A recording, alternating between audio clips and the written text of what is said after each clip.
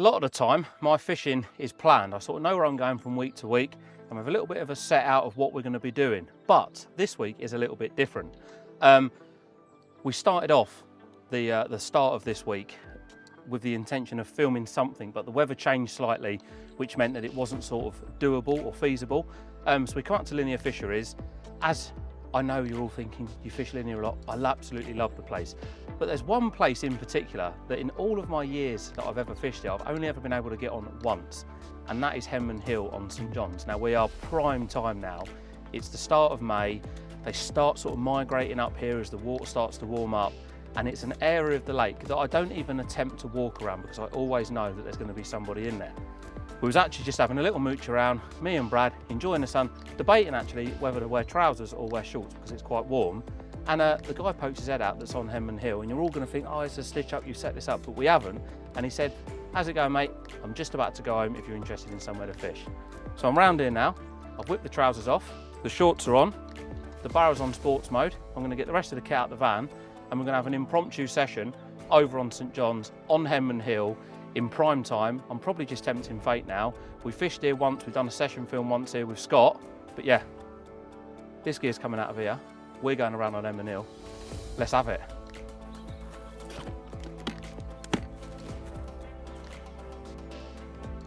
Well, we may only have one night ahead of us, but I am super excited. Henman Hill in May. Let's do this. Sports mode. In forward. Here we go then.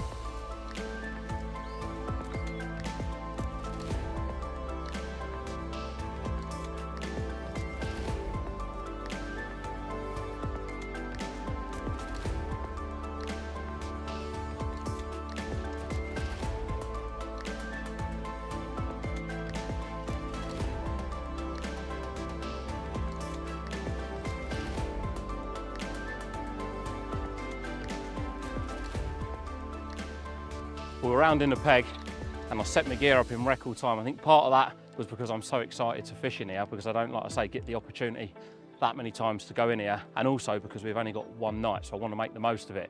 And what I have done is I fished in here, like I say, 10 years ago, and I never fished the far margin, which is quite a big mistake that people make when they come in this peg. They fish the back margin, it stops the fish from coming in and almost sort of stacking up behind where you're fishing, and ultimately you want to create a little bit of a safe space. And I remember I was fishing around 80 yards, so I've clipped this up to 80 yards.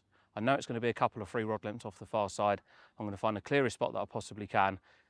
One's literally just boshed out there now, and I'm going to put 2 rods. I'm only going to fish with 2 rods. The reason for that is it's shallow. There's a lot of weed out there as well, and if you fish with 3, I don't want to be getting dramas with the other rods all night. So 2 rods, much easier to manage, can fish more efficiently. We're clipped up. We're having it. I'm excited. Sun's out, shorts are on. All we need now is a cherry coke and a carp. As I said, this is already clipped up. I know it's not going to hit the far side, and like I said, I want to fish a long way this side of that far margin, so wherever feels the cleanest, whether that be where it lands now or if I drag it back, I want to almost be fishing in an area as clear as this gravel, because this sort of light flossy weed that's around could cause a real hindrance. So a nice big blatant clear spot. Here we go on the clip. Crack. See what we got here, shall we?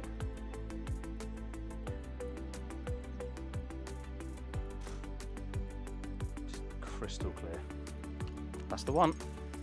No need to make any more chucks than that. I'm just getting some lead clips on. In terms of main line, for this particular trip, I'm going to be using braid with a fluorocarbon leader.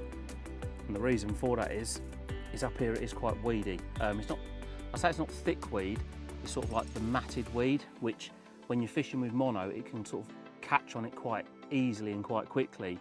And you don't, I don't know whether it's just me, but I don't feel like I'm in contact with the fish all the time, whereas with braid, if that fish starts pulling through that weed, you're almost relying on the speed of the braid going through it, and it sort of cuts it away, and it just makes fishing in weed that much easier. So like I say, I've got fluorocarbon leader on there as well, so might get a little bit of weed pick up around the leader knot, but I don't think it's going to be a major problem. Fishing it on a naked lead clip setup, much like I do all the time, and the spot that I found is quite clear. There's the odd bit of weed on it, which I'm assuming is going to be where the fish are just sort of pushing it around as they're moving through the area. So I'm going to go for long booms on my Ronnie's spinners, whatever you want to call them, with yellow pop-ups. I'm going to sort of go quite heavy on the sweet corn with the mix. Not going to go in with any naturals, and the reason why I'm not going in with any naturals is because the catfish are also active, and the last thing that I want to be doing is dragging them into my peg. I don't mind catching the odd one or two, but I'm here to catch carp. I've only got one night to catch carp, and I don't want to be attracting them into the peg. If I find that maybe I might need to add something in it to bring them down, drag them down to get a bite, then I will look to add a bit of chopped worm, but I'm going to go straight in, sweet corn, little bit of pellet, little bit of crushed boilie, much like I would do, or a bit of an old school mix, so to speak. 10 or 15 pods to start, 2 rods over the top. I'm still sitting here now and I cannot believe I've managed to walk around. No one will believe it, but we just walked around here and this peg was free. I just can't believe it. Of all the times I come up here and walk around, this peg is never free. Or if it is, there's a bucket waiting behind it for someone to go in there. But we're in Henman Hill. Love it. My dentist said I shouldn't use my teeth. Not that I have a dentist. Not with they old pearlies.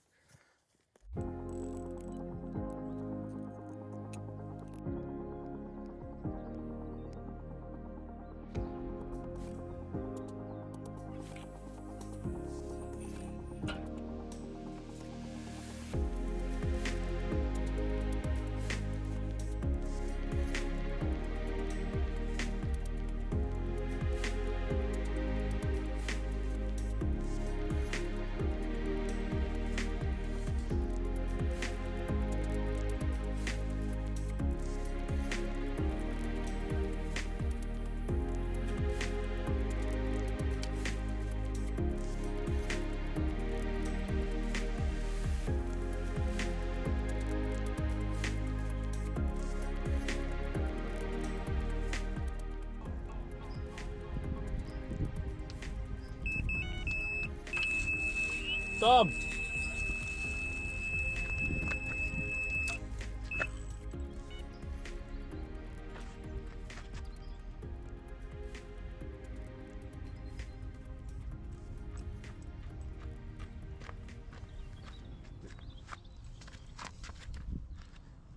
I just whizzed to the back of the swim for a quick wee, and the left hand rod is away already. I don't reckon they've been out there 20 minutes.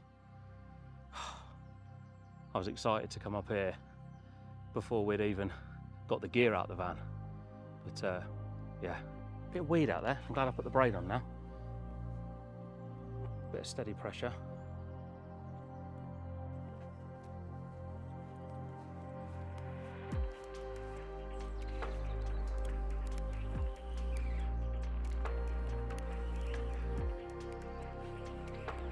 Using Henmans Hill to its advantage. Well, for those of you that have seen the Dupier film, which I hope is all of you, you'll see there that I use the high bank to my advantage. There's no point pulling from a low sort of area of the swim if you have got means of getting up a little bit higher. And that there, I literally got above the fish as best as I possibly could, given the distance out that I'm fishing. Simply popped it up away from whatever it was caught around. And we are now in contact with a rather angry St John's carp.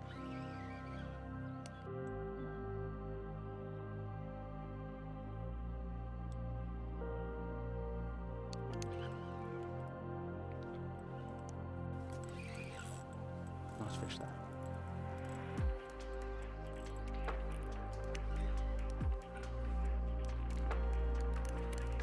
That's a lovely fish, that.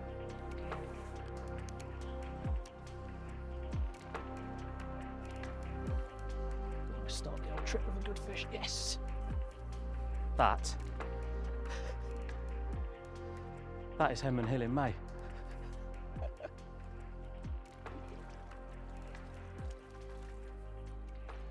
Unit that.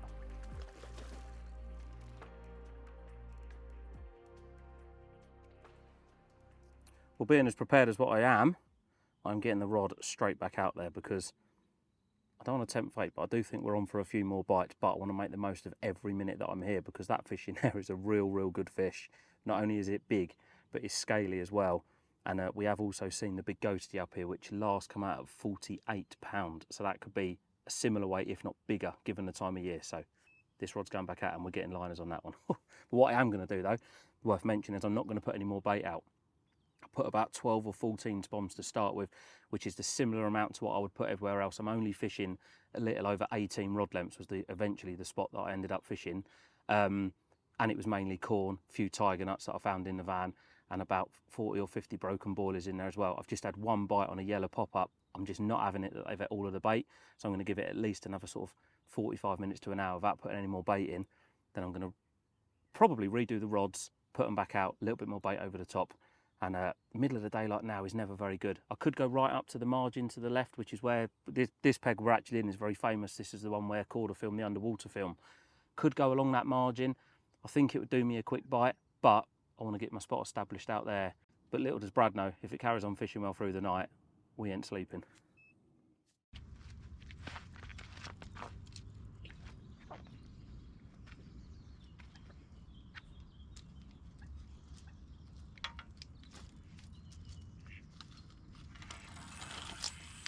Brad. Want another one? Yeah.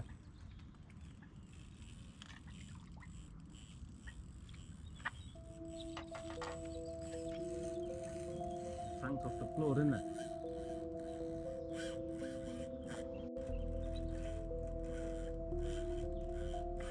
Well, I don't know if the GoPro would have picked up that calamity there, but I was just changing the rod angle because I wanted the tip to lower down because there's quite a lot of floating weed, and I thought I'd actually hooked around the line with the bobbin, and the right hand rod's gone this time, so we were into another carp.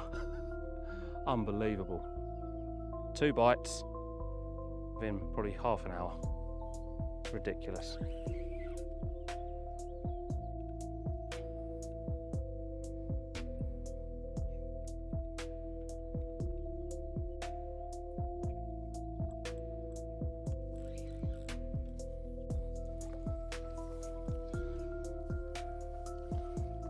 There we go. Have a lovely St John's mirror carp. One more.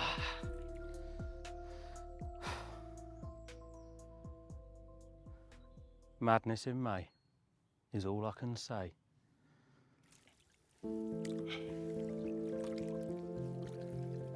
Cool, flipping out, that's quite big that. Well, there's a bit of water on board, but...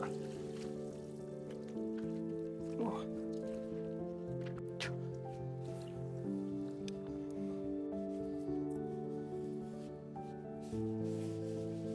Jesus Christ, look at that.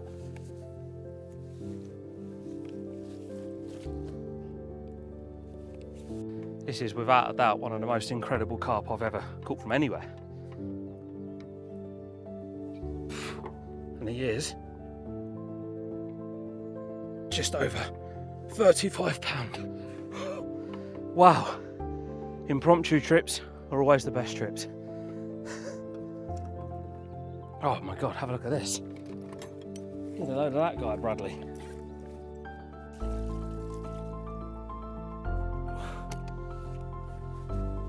Now, I've been fortunate enough to catch a fair few carp in my time, and I've caught a fair few off the linear complex, but there's always fish in here that avoid me at whatever weight.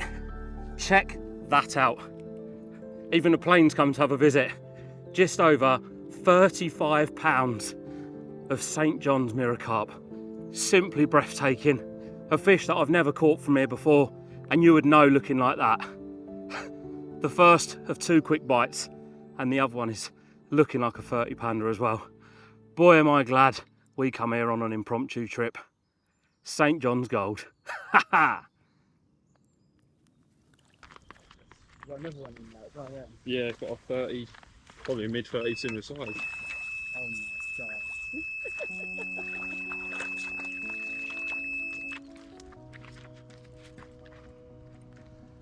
Well, thankfully, we're just finished with that amazing 35 pounder on the bank. He's actually just down here. We're just going to release him now, but I sort of wanted to get to the rod before it made its way to the trees at the back, and I'm in again. Unbelievable. Almost running out of things to say. I think we just have to start playing a little bit of music over the playing action. Like I said though, brothers, we won't be sleeping tonight, will we?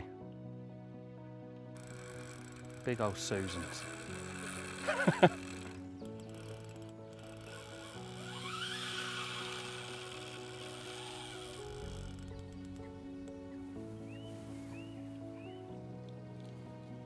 like an older one. That's a proper old one. There we go. Bite number 3. Carp number 3. Good start, brothers.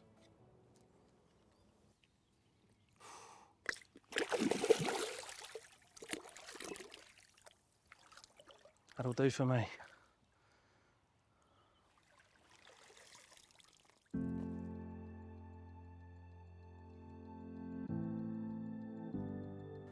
Well, this was the one that soon followed that 35. This one here, a little over 30 pounds. And whilst I was putting the 35 back and this one was still in the net, it went again, and I've got yet another St. John's carp in the net. I did expect a little bit of action, I'm not going to lie, but I didn't expect it to be quite this instant, this quickly. And that 35 just blown me away. What a carp, what a carp. But look at that, another fish over 30 pound.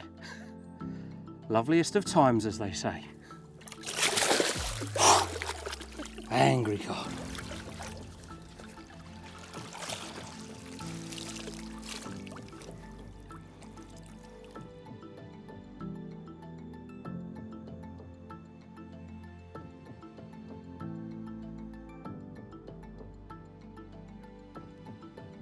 But there's not many of these left swimming around in St. John's now. In fact, the biggest one was one known as Black Eye, and he's no longer in here anymore.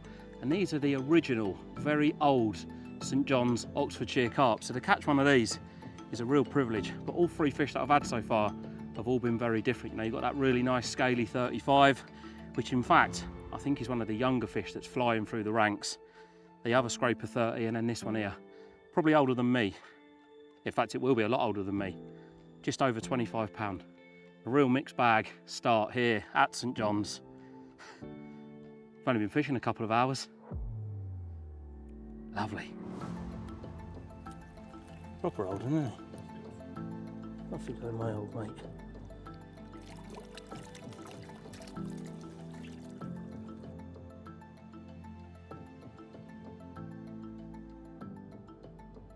So I've just dealt with and put back those 3 lovely carp, and like I keep saying, what a great start to the trip here at Henman Hill. But I'm just going to talk a little bit about this swim in particular. First of all, it's called Henman Hill, much like the famous Henman Hill at Wimbledon. Behind the peg here is a rather large embankment. It sort of mimics the Henman Hill around Wimbledon, so that's where it got its name originally. And more recently, I'm sure all of you would have seen that this was where Corda filmed the underwater video.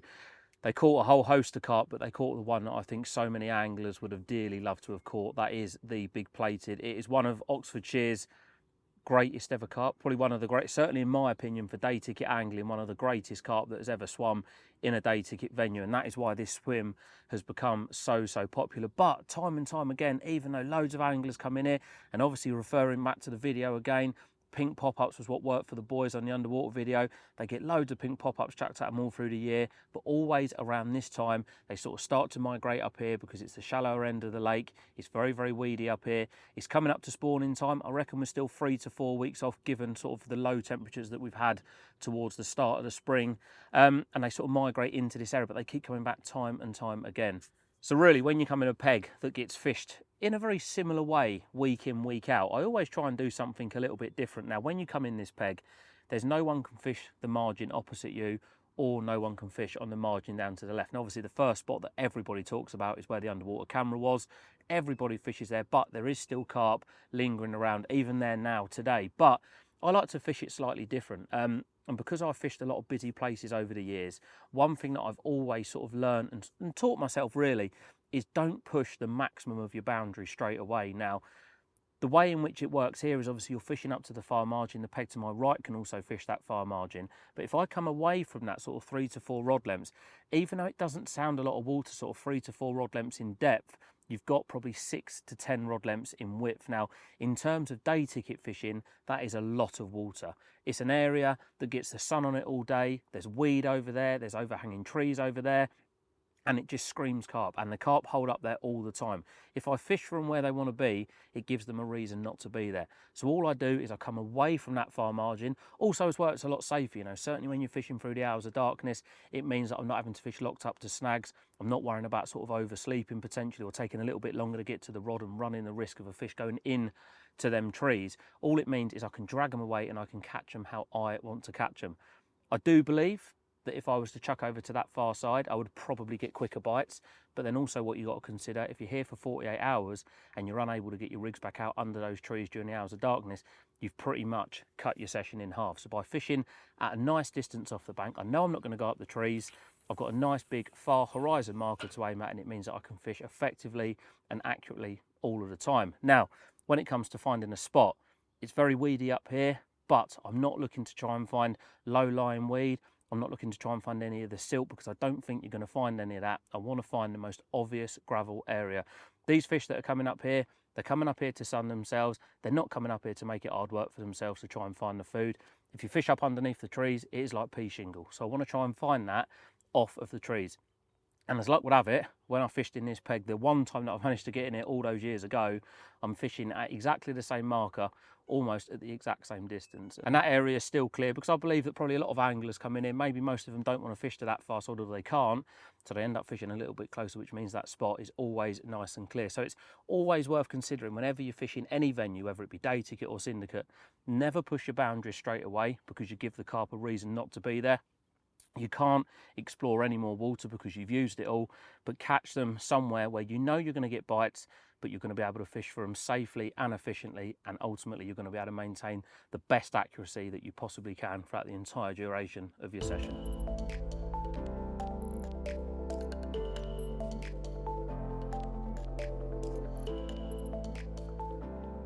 Surprisingly, it's gone quiet since I've had them 3 fish. The fish are still here. I'm not disputing that there's no fish here, because they are still around.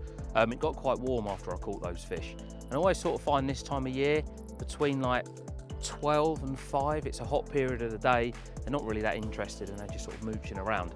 There is a lot of fish in the trees behind where I'm fishing. I'm just getting my third rod ready now, because when I redo them for tonight, I want the third one clipped and ready, because the guy that was in here before me said a similar sort of thing. He got in here at 5 o'clock a couple of nights previous. There was no fish here. Then they turned up the following day around 6, 7 o'clock in the evening, and he was catching well through the night. So it might be that tonight may sort of pick up, might kick off a bit more, but also I'll get the third rod ready, and I'm going to clip it up to where the pipe is. There's a bit of water running in, and when it's hot like this, sometimes a bit of fresh water trickling in, a bit of fresh oxygen can be an area. Well, I know they're over there. They absolutely love that area anyway. So if it's quiet on those rods through the night, in the morning I'll put one over on the pipe and we'll see what happens. But you know what, for an impromptu filming trip, to have already caught 3 fish, brace of 30s, including that really nice 35-pounder, I ain't complaining.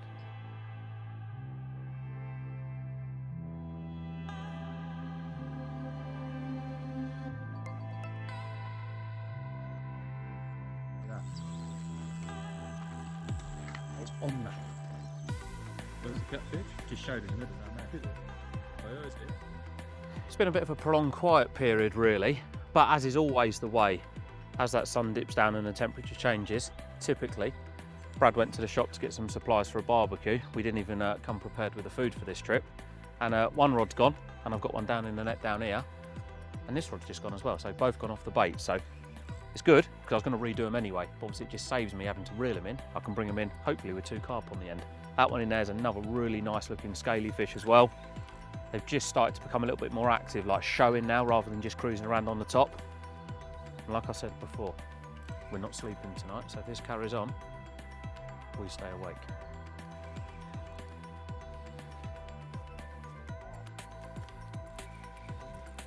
What one's that? You're right.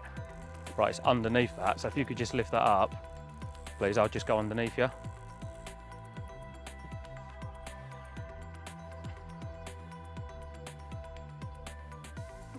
There we go. That's a nice fish. Makes a change. We got a common. Oh, right, walking back along, shall we?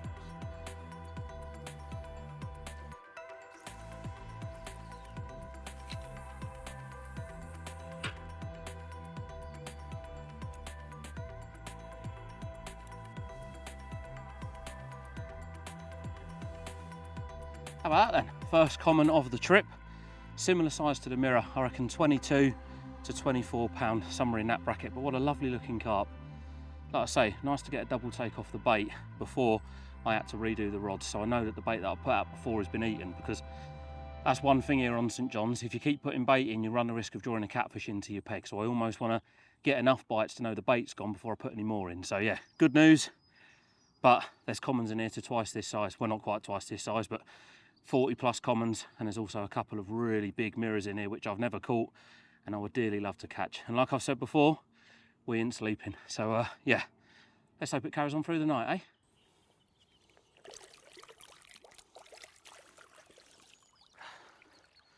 On to the next one. 40 pounder tonight, I'm telling you. Mark my word.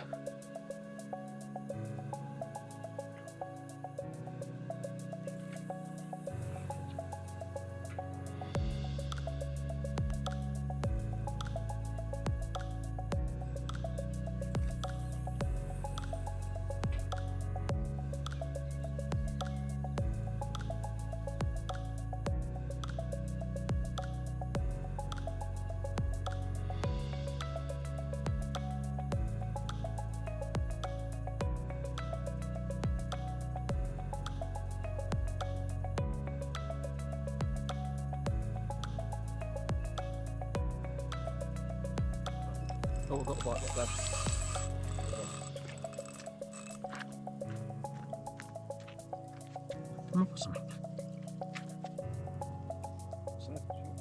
Not sure if you can see the smoke passing in front of your screens there, but we are mid-barbecue. About, mosquito bite, I haven't missed them, I'll tell you that for nothing.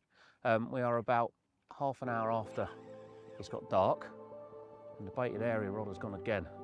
No liners, which is quite a nice thing to know, certainly when you're fishing with braid, because it means that I'm fishing bang on my bait, or fractionally this side of the middle of the spot, so to speak, because if you're getting liners, obviously you're through your spot. And with braid, you can obviously pick up everything so much, or so much more responsive, should I say. I'm into a, well, it started off as a tench, that seems to have kited all the way around to the left, which to be fair is quite good because it's away from any danger zone.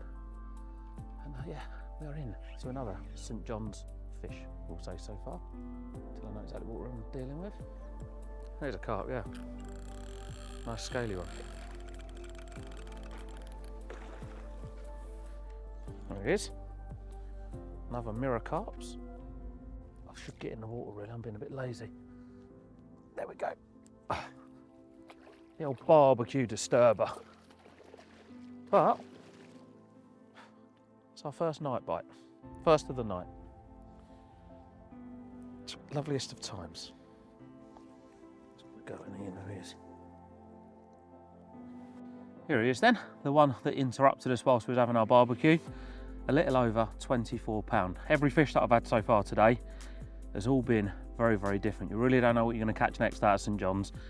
We have seen the big ghost set there, and like I say, that last come out around 46, 47 pounds. So every one of these you catch is one closer to catching that, and boy, I'd love to catch that. That is one hell of a ghost carp, but if it don't happen, it don't happen.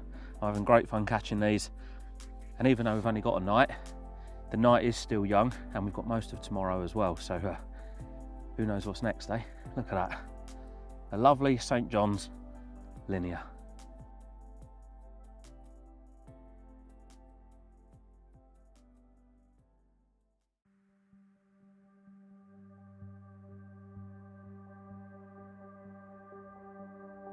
It's a nice shot.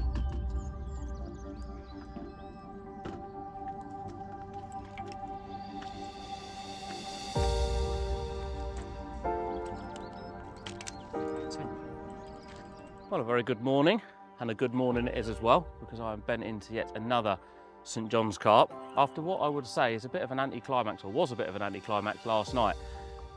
I had every intention of staying up all through the night and just touching that line. I had every intention of staying up through the night and catching. That's another bite actually. Yeah, double take. Yeah, well, we'll deal with that, but what I was saying is I had every intention of staying up all through the night to capitalise on it and try and get as many bites as possible. I had that one early on and that was it. So it sort of died on its arse, so to speak. I can say that now because this is our channel. Yeah, got back up this morning. Sun's not long been up, bit more bait out, 10 minutes. I put one on the pipe, which has actually got a bite now, as we can see there on the left-hand rod. And this one here over the bait has also got a carp on the end as well. So I'm gonna try not to cause any more disasters, and hopefully I can get this one in.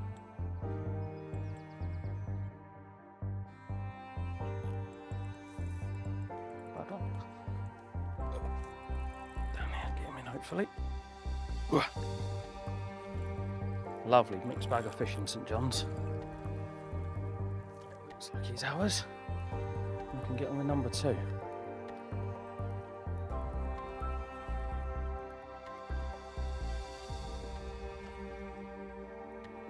Okay, he's in the net. Right, this one's still on there. He's still giving it the old chief wiggle, isn't he? Hopefully this one. Sound a bit of weed. It's moved away from the pipe, which is always a good sign.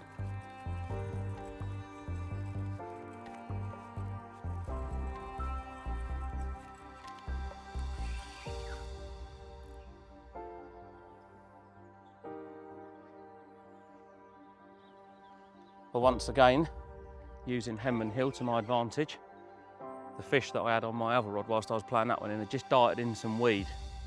And I think where it had come off of that no fishing margin, it had gone in at a funny angle. Just managed to get up there, get above it, see a few bubbles start pinging up. Next thing you know, it's broken free. And there's another carp on the end of this, albeit wrapped up in a little bit of weed, but at least he's out of the big ball that he was in. And he's moving, and he's coming in my direction. Wouldn't surprise me if there's a spom attached to this. There we go. A bit of some line around him. She's in. Double bubble to start the day. Well, the drama with that fish was caused by this, a cracked off spom. There's a reason why the rule here at Linear says put a spom float in, because they float. Without that in it, they don't float. And that, luckily enough, I've got braided mainline on, so I'm able to get that fish in. But an angler that had mono, maybe a little less inexperienced, would have pulled for a break. You got the fish then trailing a rig, a lead potentially if it hasn't dropped, and also a spom. And that's going to go around like a massive clam, catch a load of stuff up on the bottom. You're going to get snagged, you're going to get a tethered fish. Buy a spom with the bloody floats inside. If not, buy the float separately and put them on top. Do not use them without the float. It only annoys me because I could have lost that fish.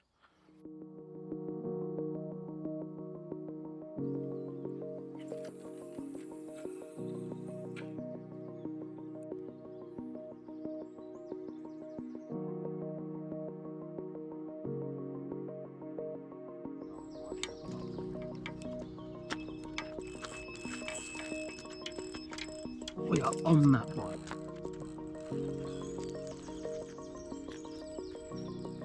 Again, much like yesterday, as soon as they rock up on that bait, them two are still in the net there, just got the rods back out, put the mat where we're going to start doing the filming, and bang, the left-hand rod on the baited area has gone. And we are into yet another St John's carp. It's actually really warm today. I reckon it's probably upwards of 18, 19 degrees already. And haven't seen as many fish showing or cruising through on the surface, but they're definitely still here. Because like I say, fishing with the braid, it's a good indicator to know how many fish are in your peg, because you're getting liners all the time. And what's interesting, you know, and it's always a question that people ask, is how quick do you get a bite when the fish are rocking up on your bait? Well, judging by this as an average, probably about 8 to 15 minutes, I reckon, before you get a bite, because you see the bobbins start going up and down, and then bang, you get one. So they are on you a little bit longer before you actually get a bite, and I think what most people think. And yeah, a little bit of information there. But again, it's something that you can learn when fishing with braid, because it registers so easily on the bobbin. And one thing you'll notice as well with these bobbins is I've set a bit of a drop on them, and the reason for that, obviously with no stretch, if a fish does swim into the line and you get a liner, the only thing that's going to move is the lead if your clutch is sort of semi-tight. So you want to have a little drop on the bobbin just to give you that sort of 4 or 5 inches of play if a fish swims through, just to allow the line to sort of ping off its back or its peck, whatever it's caught around. So yeah, A couple of little Tom's top tips.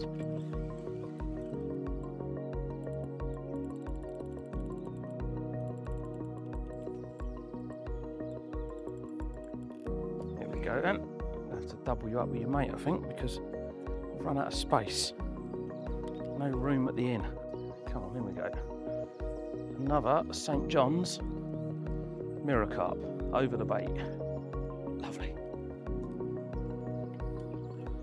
A hectic morning, Bradley. A hectic morning.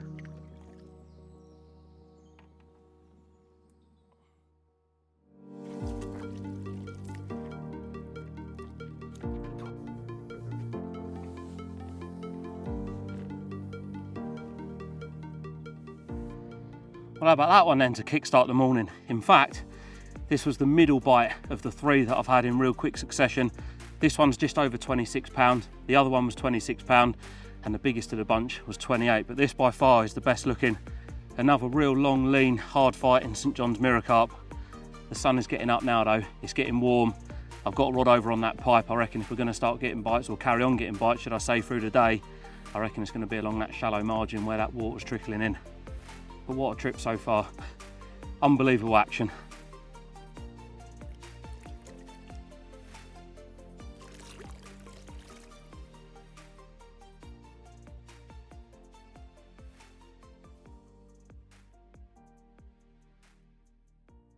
Well, it's been a rather prolific morning, and I've just put the last of those 3 fish back, and I just want to take a little bit of time just to talk to you about the importance of having a walk around any venue that you want to go and fish, really. Now, obviously I fished up here at Linear for a very, very long time, and one thing that I always stress to everybody that I speak to is have a walk around. Not just this lake, all of the day ticket lakes.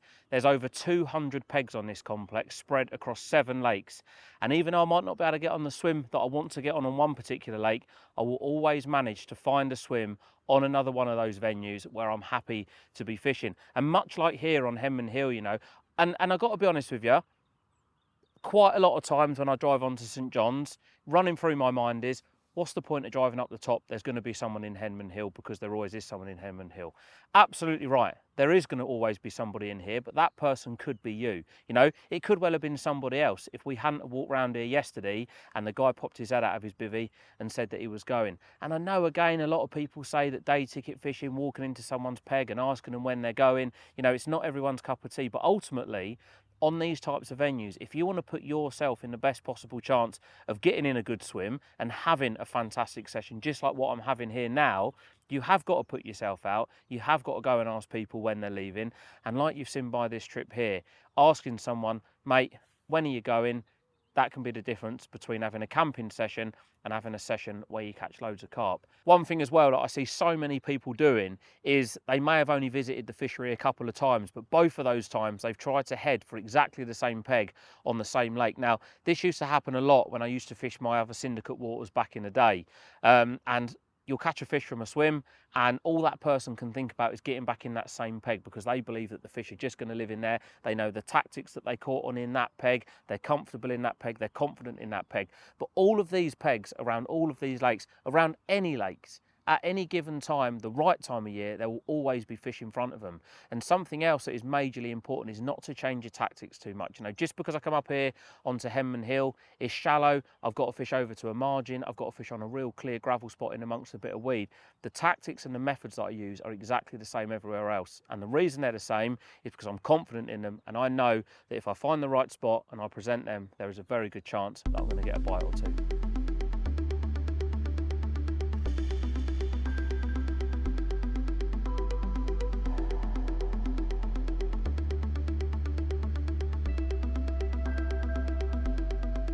It's been a bit of a quiet sort of afternoon period, if you like, and I think that's purely down to it being a lot hotter than what was actually forecast. I would say it's up into the 20s, but it's been a really nice day. You know, a couple of lads come down that I've not seen for a while, and we made use of Henman Hill behind us, and we sat there and we sort of chatted for a good few hours. But yeah, I'm going to make a bit of a plan now. I'm going to redo the rods for the last part of the session, so to speak. If I'm not catching, one thing that I always like to do is I'll always bring the rods in and refresh them. Now, a lot of people are like, I'll just leave them until the fish turn up. But for me, I want to know that going into the last part of my session, or any part of the session in fact, that my rods are absolutely perfect. Even though I know they've gone out perfect in the first place, if I haven't had a bite and I feel I should have had a bite, then definitely sometimes making a bit of not necessarily an adjustment, but redoing the rods can certainly pay off. So I'm going to bring the two in on the baited area, fresh hook baits, put them back out pretty much in exactly the same place, a little bit of bait over the top again, and I'm going to put one back along that margin. We'll reach up the one along against the that far margin to that pipe as well. So I think the reason why I haven't caught is because it has warmed up significantly. The fish are enjoying the sun, as was we.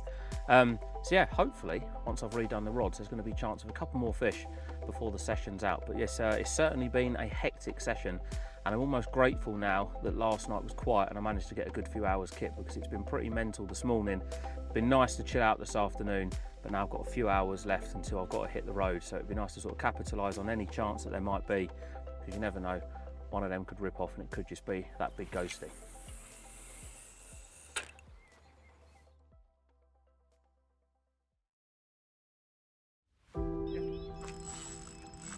On that pipe. Well, it's only supposed to be about 17, 18 degrees today, but I reckon it's probably upwards of 22 to 24, blistering sunshine, and it's definitely sort of slowed the fishing down. You know, I had that flurry of activity this morning, gone through the lion's share of the day now, and I just went for a little walk back to the van to put a few things back, and I noticed the fish were right under the pipe, really, really close to the bank.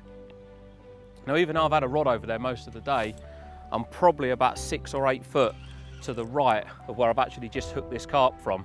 And I went round there, brought the rod in, fresh hook bait, and it went almost inside the bubbles that the water's creating, and I'm into another St. John's carp. So just shows going for a little walk around if it's not happening, just to sort of reassess the situation. But the sun is starting to gradually dip behind the trees now, and there is a bit of shade coming along this margin. So I'm hoping it's about the same sort of time yesterday we got the rods out that these two on the baited area might start sort of springing into life. Like I say, we haven't got long left of the trip, but there's still plenty of carp out here, and it just shows with a little change, they can be caught all through the day.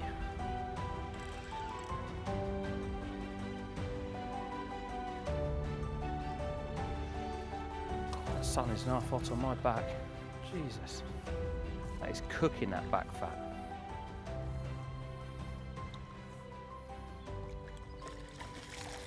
Oh, bit of a surprise netting, but there we go.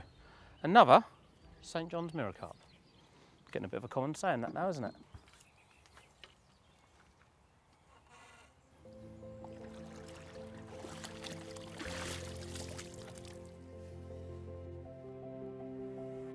Well, I'm kind of running out of things to say really. Another absolutely pristine St. John's mirror carp. And this one came after making a small change. Not in the rig or anything that I'm doing, but just putting it a few extra feet closer to the bank, underneath the bubbles that the inlet's making. I noticed a few fish were sort of up closer to the bank, maybe because it's sort of just cooling down now after we've had the real heat of the day. We've still got a few hours of the trip left, and I do still think there's time for 1 or 2 more. Not that I'm greedy, it's been an absolutely fantastic overnight session, because that's pretty much all it's been. We got it around a similar time yesterday. Amazing. What a great stamper carp, including, I still can't get over that 35 pounder. What a carp that was. Probably one of the best looking fish I've ever had from linear fisheries. Loveliest of times. We are on that.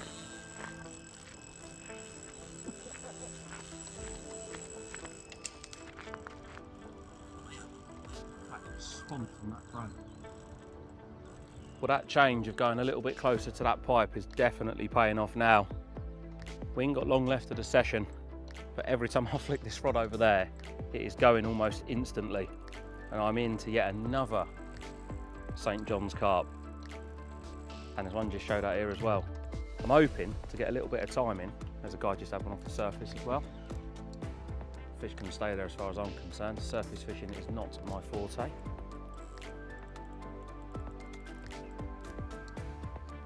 Lovely fish he is.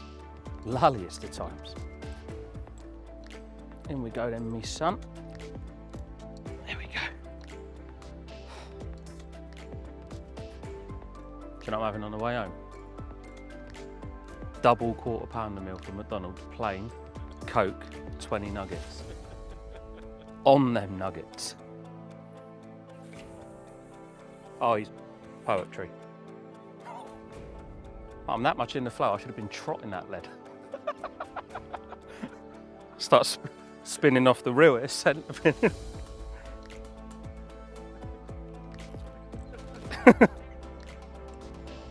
Right, that's on that bite.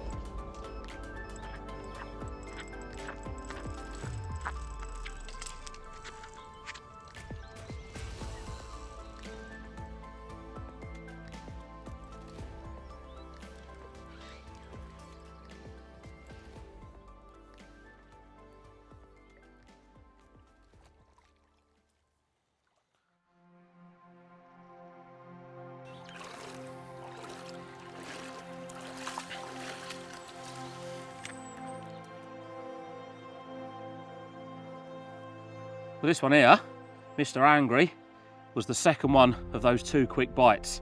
The average weight of the fish on this trip has been really, really good. I've weighed almost all of the fish, and I reckon the average is sitting somewhere between 25 to 27 pound. A real good average weight, and they're all different fish as well. Look at this one.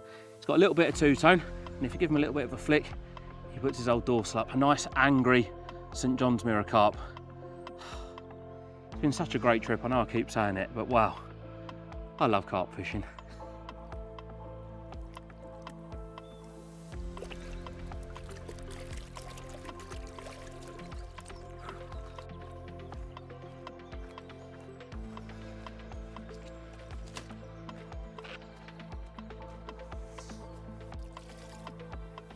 A bit of toy to him, isn't he?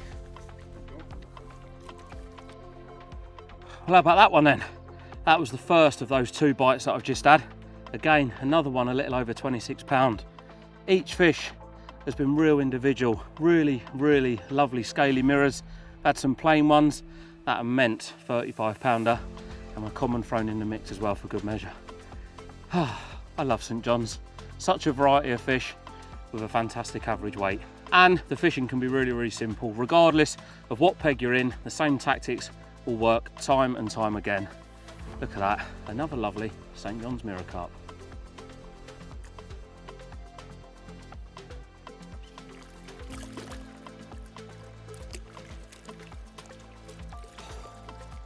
Lovely times.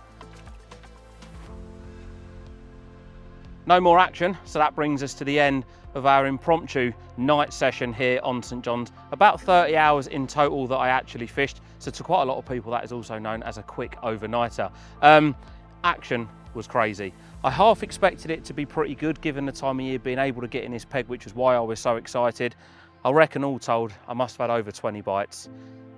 Topped off, I know I've said it a million times, by that amazing 35 pounder on tactics that I will use in any peg, on any lake, whether it's on this complex or anywhere in the country. They work time and time again. And the one thing that I hope that all of you guys and girls can get from this video is that if you are going to a busy venue like Linear or any other day ticket venue, have a walk round beforehand, speak to the guys, because you never know, one conversation with the right angler could lead to you having an absolutely fantastic trip.